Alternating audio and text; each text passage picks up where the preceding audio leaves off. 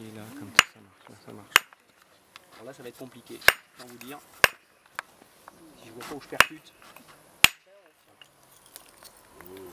Donc, alors le percuteur tendre lui permet d'enlever des éclats longs et fins.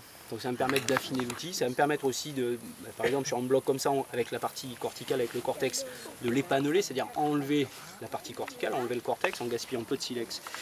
Bon, cet éclat, c'est un éclat de préparation, c'est très moche, hein, ça Cro-Magnon, ça ne l'intéresse pas en gros, mais je vais vous montrer une petite chose, vous allez comprendre pourquoi les hommes ont fait parfois des kilomètres et des kilomètres pour trouver du silex.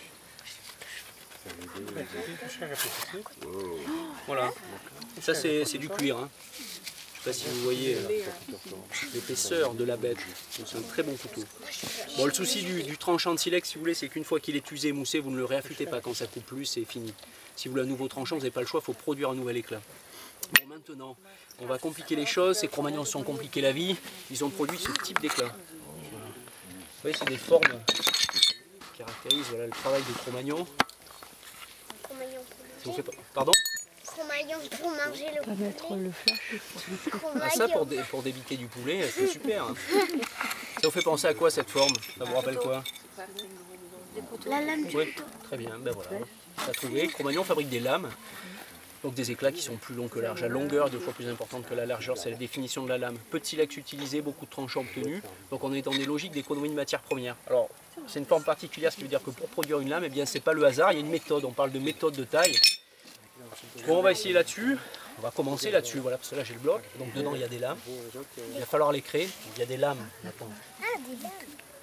J'ai un plan de frappe ici que je vais améliorer. J'ai une surface plane pour pouvoir percuter. Il va falloir que je crée, ce qui est presque le cas là sur le bloc, sur l'ensemble du bloc, un arc de cercle, une convexité. Ça c'est une loi de la taille du silex. Le silex éclat quand il y a cette forme courbe, en arrondi, en arc de cercle. Et puis je vais travailler avec un percuteur dur, un petit percuteur dur.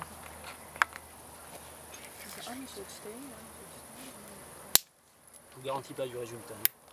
Parce que là j'ai des jeux d'ombre et je vois pas où je percute. Pas bien. Ça va être délicat. On va essayer de passer comme ça. Voilà. Donc là je prépare un plan de frappe. Ici. Voilà, comme ça. Donc je vais percuter dans l'axe du bloc. Ma convexité pas terrible là, hein. Il va falloir la retravailler par une série d'enlèvements. Et je vais utiliser le tenté tient au buis, on va voir ce qu'il propose celui-ci. Du buis. Et j'ai débité une première lame qu'on appelle la lame corticale. C'est-à-dire que je me suis débarrassé du cortex. Qui a filé comme ça sur toute la longueur. Et à partir du moment où on a enlevé cette première lame, on a une nervure, une ligne, 2 lignes. J'arrive. Ouais, j'arrive. Donc, maintenant la prochaine lame, elle est là, entre mes doigts. J'aurai donc une partie corticale, une partie silex. Pour débiter cette lame, je vais améliorer mon plan. Je reprends un petit percuteur dur.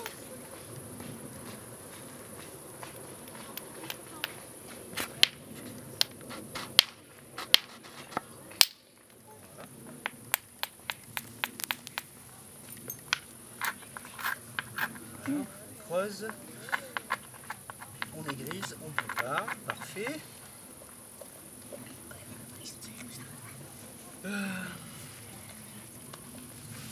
Ça. Comme c'est cassé, je vais